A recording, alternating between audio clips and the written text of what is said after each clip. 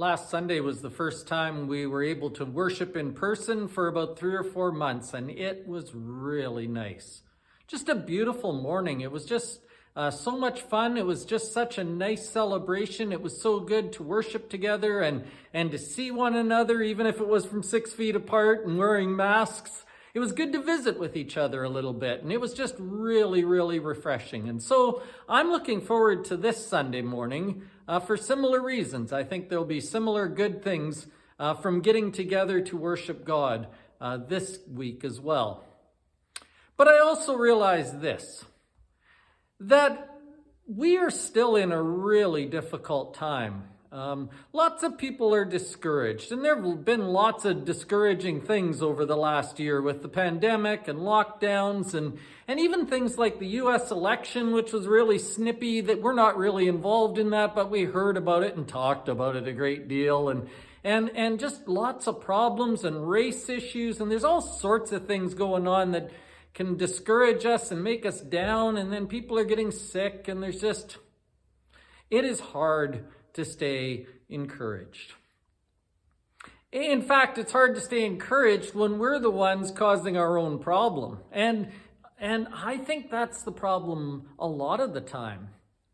So this Sunday morning, I want to do a lesson called Refueling Your Hope. And the premise of this lesson, coming from Luke chapter 5, is this: that your hope is not dependent on your circumstances. Your hope is not dependent on what other people do. In fact, your hope or your discouragement basically rests on one decision that you make. In fact, I think we ask some questions that discourage ourselves all the time. Sunday morning, I'm going to tell you what those questions are and encourage you to stop asking them.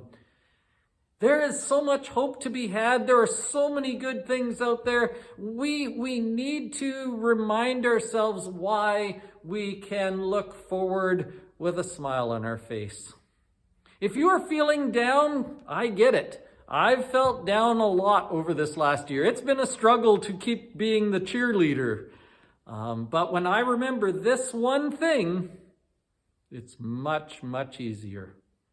Something that you can start doing as soon as you hear the lesson that will make it easier for you to be hopeful regardless of what's going on. That's this Sunday. I hope you can either join us in person or the video will be posted Sunday afternoon and you can watch it then. God bless you this weekend.